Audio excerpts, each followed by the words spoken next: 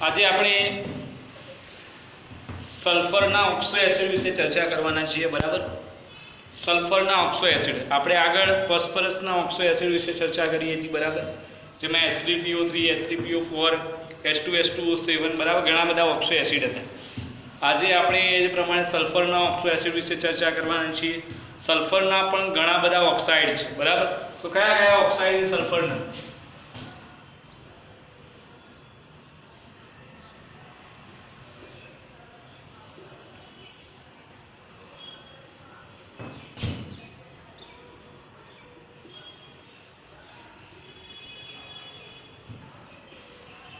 તો સલ્ફરના oxo એસિડમાં number 1 છે H2SO3. H2SO3 H2SO3 H2SO3 H2S2O3 H2S2O4 H2S2O4 H2S2O5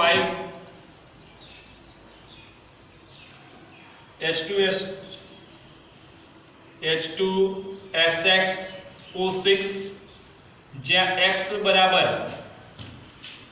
2 to 5 એટલે 2 થી 5 માં કોઈ બી સંખ્યા તમે લઈ શકો સલ્ફરની, બરાબર. એના પછી H2SO4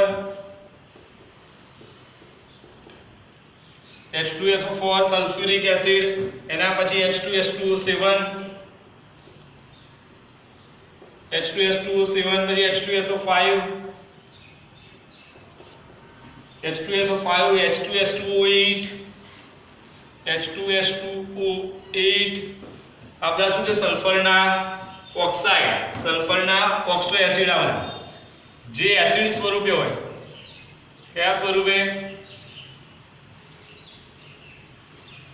સલ્ફરના ઓક્સો એસિડ છે આ બધા, બરાબર. જેમાંથી આમાંથી કેટલાક ઓક્સો એસિડ અસ્થાયી છે, કેટલાક ઓક્સો એસિડ કેવા છે? અસ્થાયી, એટલે કે સ્થાયી ના હોય, બરાબર.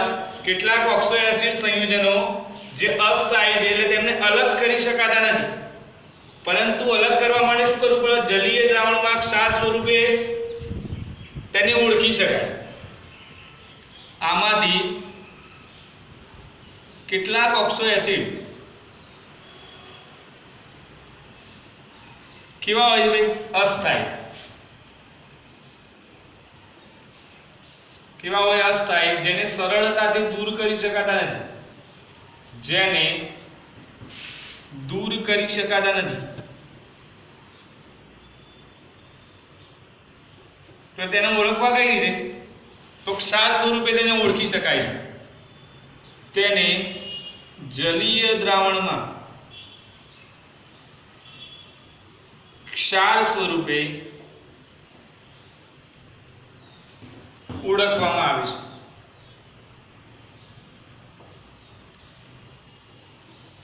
જલીય દ્રાવણમાં કયા સ્વરૂપે? ક્ષાર સ્વરૂપે ઓળખી શકાય, બરાબર. તો હવે એના બંધારણ જોઈએ. આમાંથી કેટલાક ઓક્સો એસિડના બંધારણ જોઈએ. તો કયા કયા ઓક્સો એસિડના બંધારણ આપણે જોવાના છે? તો sulphuric acid, સલ્ફ્યુરસ acid number 1.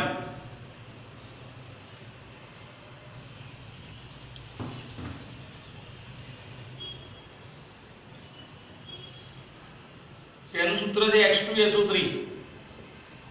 H2SO3 સલ્ફ્યુરસ acid, જેનું સૂત્ર છે H2SO3, બરાબર. એનું બંધારણ,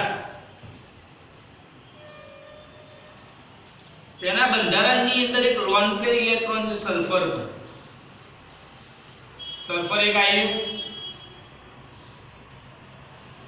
ઓક્સિજન કેટલા છે? 3. સલ્ફર 1 હાઇડ્રોજન 2, સલ્ફર 1 હાઇડ્રોજન 2 અને ઓક્સિજન 3. ડબલ બોન્ડો 2 3 4. સલ્ફરના ટોટલ કેટલા બંધ બનાવી શકે? તો 2 2 4 5 અને 6 બંધ બનાવી શકે.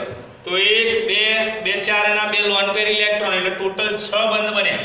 કેટલા બંધ હોય? ટોટલ 6 બંધ. સલ્ફર કેટલા બંધથી જોડાય? ટોટલ 6 બંધથી, બરાબર.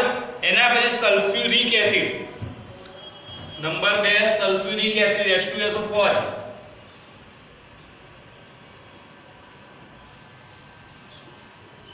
સલ્ફ્યુરિક એસિડ જેનું સૂત્ર છે H2SO4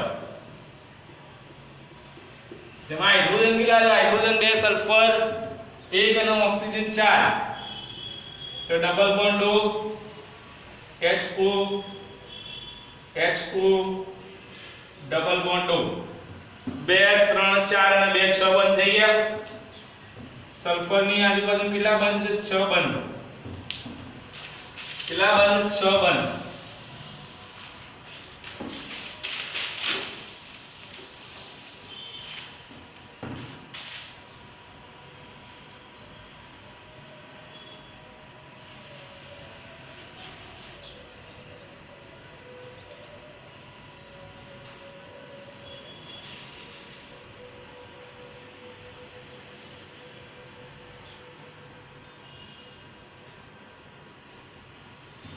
બે ત્રણ ચાર ને 2 6 બંધ થઈ ગયા આ સલ્ફ્યુરસ એસિડ એના પછી ત્રીજો નંબર સલ્ફ્યુરિક એસિડ આવ્યું સલ્ફ્યુરસ એસિડ આવ્યું એના પછી peroxo disulphuric acid H2S2O8 peroxo disulphuric acid H2S2O8 disulphuric acid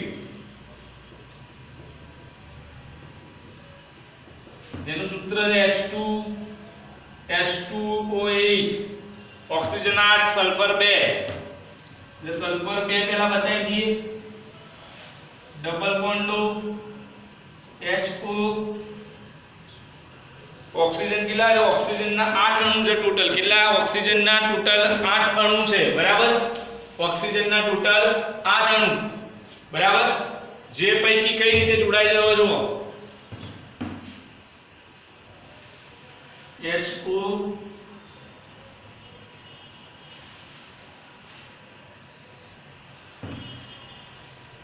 oxygen કેટલા છે 1 2 3 4 5 અને 6 બરાબર ડબલ બોન્ડ HO બંધ કરી લો 2 4 5 અને 6 2 4 5 અને 6 ઓક્સિજન ગણી લો 1 2 3 4 5 6 7 8 સલ્ફર 2 અને H કેટલા હાઇડ્રોજન 2 આ જેનું બંધારણ તૈયાર થઈ ગયું H2S2O8 નું એના પછી નંબર 4 કયા આવી ગયા તો સલ્ફ્યુરસ આવી ગયું સલ્ફ્યુરિક આવી ગયું અને pyro disulphuric acid pyro sulphuric acid H2S2O7 pyro sulphuric acid જેને ઓલિયમ બી કહેવાય પાયરો સલ્ફ્યુરિક એસિડ H2S2O7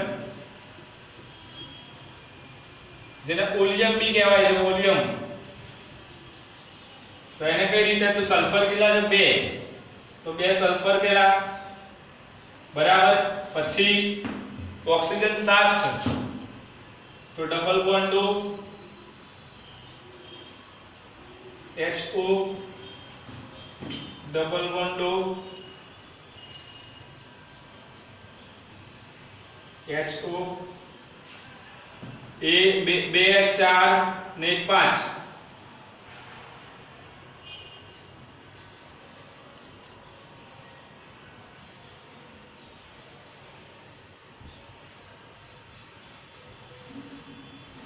બંધ ગણી લો 2 2 4 1 5 અને 6 2 2 4 1 5 અને 1 6 ઓક્સિજન કેટલા છે 7 1 2 3 4 5 6 7 સલ્ફર 2 અને હાઇડ્રોજન 2 એટલે આ H2S2O7 ઓલિયમ નું બંધારણ તૈયાર થઈ ગયું બરાબર ઓલિયમ કહેવાય અને H2S2O7 આટલા બંધારણ આપણે ભણવાના છીએ P બ્લોક ની અંદર તો પહેલું બંધારણ હવે ફરીથી રિપીટ કરી દઉં સલ્ફરના ઓક્સો એસિડ સંયોજનો કયા કયા છે તો ઘણા બધા ઓક્સો એસિડ સંયોજન છે જેમાંથી કેટલાક સ્થાયી છે કેટલાક અસ્થાયી છે સ્થાયી અને અસ્થાયીને કઈ રીતે આપણે છૂટા પાડી શકીએ એની બી આપણે ચર્ચા કરી તો કયા કયા H2SO3 સલ્ફ્યુરસ acid H2S2O3 H2S2O4 H2S2O5 H2SXO6 X એટલે 2 to 5 એટલે કે 2 થી 5 માં ગમે તેટલા અણુ લઈ શકો છો H2SO4 H2S2O7 H2SO4 H2SO8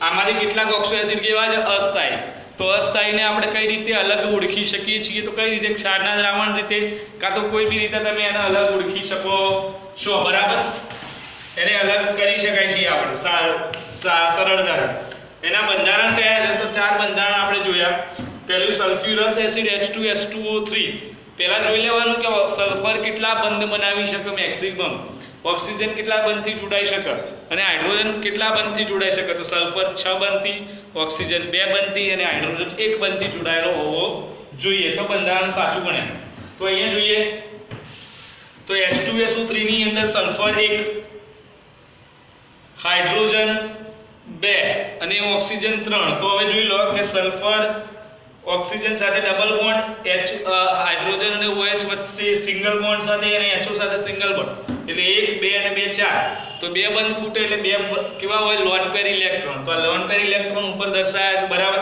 આ જે H2SO3 નું આ સલ્ફ્યુરસ એસિડ નું બંધારણ તૈયાર થઈ ગયું એની પછી સલ્ફ્યુરિક એસિડ H2SO4 જેને રસાયણનો રાજા કહેવામાં આવે છે બરાબર H2SO4 નો હવે એને કઈ રીતે બનાવી શકાય તો H2 હાઇડ્રોજન 2 સલ્ફર 1 ઓક્સિજન 4 તો આ સલ્ફર ને કયો આવે મધ્યમાં તો મધ્યમાં દો મૂકી દીધું 2 3 4 અને 2 6 બંધ થઈ ગયા એના પછી પાયરોક્સો ડાયસલ્ફ્યુરિક એસિડ એટલે સલ્ફ્યુરિક એસિડ ના કેટલા અણુ 2 બરાબર તો સલ્ફર 2 આવી ગયા હાઇડ્રોજન કેટલા છે 1 અને 2 ઓક્સિજન 8 1 2 3 4 5 6 7 8 બંધ ગણી લઈએ સલ્ફર ના તો 2 2 4 5 અને 6 2 2 4 5 અને 6 આ સલ્ફરના બંધ પૂરા થઈ ગયા ઓક્સિજન બી એ દ્વિબંધથી જોડાયેલો છે બરાબર આ સેનું પાયરોક્સો ડાયસલ્ફ્યુરિક એસિડ H2S2O8 એના પછી પાયરોસલ્ફ્યુરિક એસિડ તો H2S2O7 કઈ રીતે મેળવી શકાય કઈ રીતે એનું બંધારણ દોરી શકાય તો એનું સૂત્ર છે H2S2O7 જેને કહેવાય ઓલિયમમાંથી કઈ એનું બંધારણ કર્યું છે તો સલ્ફર 2 હાઇડ્રોજન 2 અને ઓક્સિજન 7 અહીંયા 8 હતા અહીંયા 7 થઈ ગયા તો 2 ઓક્સિજન 1 2 3 4 5 6 7 થઈ ગયા સલ્ફર 2 હાઇડ્રોજન 2 બંધ જોઈ લો 2 4 5 6 2 4 5 6 આ બંધારણ તૈયાર થઈ ગયું બરાબર સલ્ફરના ઓક્સો એસિડ હતા બધું અભ્યાસ આપણે આગળના લેક્ચરની અંદર કરીશું